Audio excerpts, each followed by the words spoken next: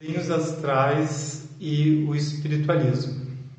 Bem, primeiro sim eu queria, em resposta às pessoas que entendem os desenhos astrais como uma forma de espiritismo ou uma forma de oráculo, ele não, na verdade, ele não é o que eu entendo, não é dessa forma. Mas como cada pessoa que tem contato com os desenhos astrais é um iniciado e, por sua vez, é o seu próprio mestre, cada um entende de uma maneira, cada pessoa responde de uma forma. Então, eu não quero criar bloqueio aqui, não quero criar vertentes, né? Mas sei que elas existem. Algumas pessoas entendem isso como uma dádiva, um dom. Algumas pessoas entendem isso como uma capacitação física. Outros entendem como uma capacitação psicodinâmica, né? Então, na verdade, eu vou dar o meu ponto de vista, vou colocar a minha ideia, o meu foco, aonde eu me situo. Então, cada um que tem a sua experiência e cada experiência tem o seu desenvolvimento. Bem, os desenhos astrais, eles não são algo que tenha o espiritismo, o espiritualismo como foco. Eles sim têm o seu entendimento como uma força universal, uma força presente que nos move, que nos capacita, que nos ordena, que nos coordena, e essa força ela é presente. Os desenhos astrais, os desenhos universais, eles são uma pequena taxa que a gente enxerga. É um pequeno percentual dessa força, dessa grande força que é o todo, né? Alguns chamam de Deus, alguns chamam de força, alguns chamam de energia criadora, enfim. Mas ela se mostra presente, tanto que ela produz uma infinidade de materiais aqui com essa força, com essa energia. Bem, e aonde entra o espiritismo, o espiritualismo nisso?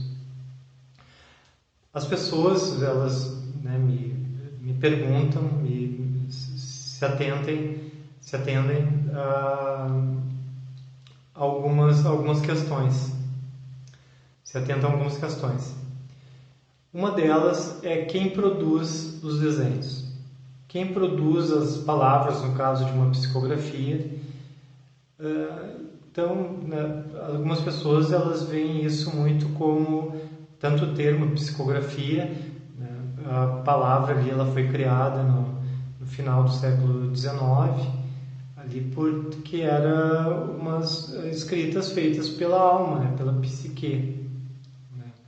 Essa psique ela produziria tais desenhos, tanto como pictogravuras, psicogravuras ou psicografias, enfim, tem vários termos a ser usados a isso. Bem, mas o entendimento era que o espírito da pessoa ou o espírito que se ocupe do material dessa pessoa iria produzir. Então, o termo psicografia ficou nisso. Eu utilizei o termo psicografia porque o entendimento é maior, porque não só de uma alma que ocupa um corpo, e essa alma que está no corpo não se sabe para onde é que ela vai, ela fica em stand-by em outro lugar, mas como se sabe que dois corpos não podem ocupar o mesmo espaço, melhor não.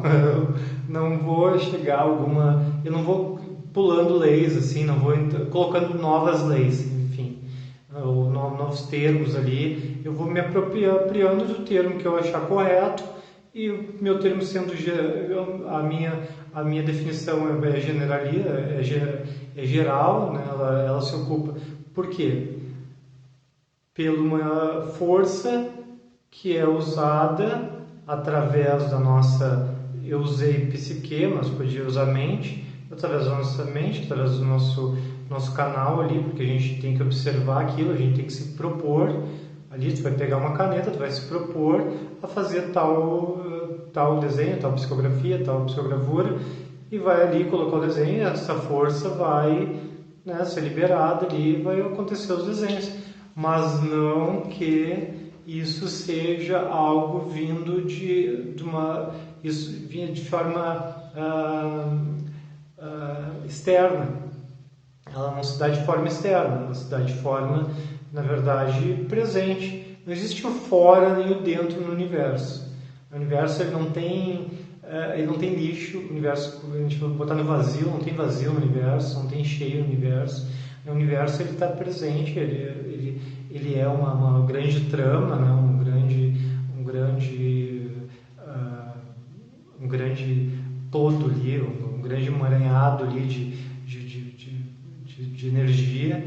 Então isso tudo, essas trocas ali, isso nada existe além dele, né? Se existe além dele, vai ser o próprio universo, é o próprio termo, já se fala assim, se o pessoal vem com multi-universo ou pluriversos, pluriverso, ou algo assim, mas, né, vamos deixar então no universo, que é entendível por todos, assim, e dentro disso, claro, vai ter suas ondulações ali, seus meios mais sutis, seus meios mais brutos, mas vai ser um universo, né? Quando se fala em todo, não se pensa, tá, é todo mais isso, não, é todo é todo.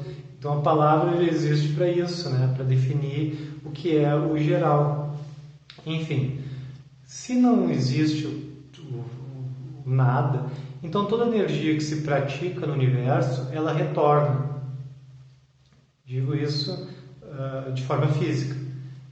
Se eu peguei uma caneta, se eu peguei um objeto ali e me proponho algo, a própria força que eu dispenso, né, ali no pegar o objeto, no manipular o objeto, quando eu libero ela, quando eu deixo essa força liberada, que houve ali uma condensação de energia, essa força vai ser liberada em forma de energia, vai ser liberada em movimento. Por quê? Porque existiu toda uma coordenação ali, um propósito ali. Então, quando eu libero a caneta, há aquele deslocamento. Isso é o princípio dos desenhos astrais. Isso é o princípio de qualquer movimento autônomo. Por quê? Porque a força que existe ali, que foi dispensada, ela não veio do nada, porque nada vem do nada, né? Ela veio dos próprios movimentos ali, iniciais, dos próprios movimentos ali, primários, que a gente né, fez ali, e ela vai se comportar como replicação, né? Ela vai se replicar ali de outras formas, assim como, né, digamos, no desenho. Coloquei a caneta ali, o desenho vai dar um pequeno movimento, pequeno mesmo, tanto que é imperceptível, né? As primeiras tentativas que eu fiz, né, eu quase me frustrei assim, porque eu não conseguia observar esse movimento. Eu sabia que tinha, porque outras pessoas usavam, né, nessas psicografias ali que eu já vinha estudando desde o final do século XIX, da metade do século XIX. Mas sabia que elas existiam, sabia que as pessoas usavam, mas sabia que aquela energia, aquela força, se ela era usada por uma pessoa, ela também poderia ser usada por qualquer outra pessoa, inclusive por mim. Não sou médium, não tenho nenhuma aptidão para... Não gosto eu não tenho essa palavra, né? Porque o que acontece é normal, né? Então o sobrenatural, o sobrenormal, assim, o paranormal é algo que a gente não consegue explicar ainda. São energias que a gente não consegue replicar elas, né? Então a gente coloca isso como algo parafísico, paranormal, enfim. E o metapsíquico é onde eu encaixo isso tudo, esses grandes eventos e também os desenhos astrais. O metapsíquico nada mais é do que esses eventos ali que se dão e são observados pela mente e podem ser repetidos no caso dos desenhos astrais. Os desenhos astrais qualquer pessoa consegue replicar eles Claro, guardando assim as pessoas que têm bloqueios, né? Tem pessoas que não simplesmente têm medo, simplesmente não querem, porque, né, tiveram já um adestramento ali, uma informação que aquilo era, que qualquer coisa que saia do corriqueiro, ela vai entrar num outro campo, né? Que é o campo do paranormal, sobrenatural, algo assim. Mas enfim, né? Cada pessoa tem, inclusive as pessoas mais pré que já têm assim são prediletas, né, a isso, são pessoas mais velhas assim, ou crianças assim, ou pessoas que não têm muita ligação com dogmas religiosos, algo assim. Isso são pessoas mais livres. Essas pessoas, elas produzem melhor. Elas são mais conscientes que aquilo é uma força comum, natural, né? A primeiro momento, quando é mostrada para elas, ela é iniciada no processo, então ela desperta aquilo, na verdade ela entende aquilo como algo normal, algo comum, algo praticável. Enfim, a grande ideia dos desenhos, no caso do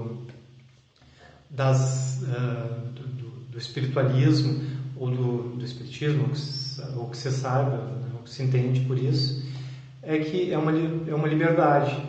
Cada pessoa, né, quantas pessoas já passaram por essa ideia assim de, eu queria ter uma carta psicografada, eu queria ter um documento psicografado, queria, né, ter um encontro, porque isso é comum, corriqueiro, né, e algumas entidades desse meio, elas tendem a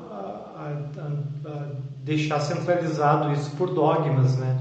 Tanto que eu apresentei a técnica para alguns ou bastante, né? Bastante centros assim que trabalham com isso e na verdade não tiveram interesse.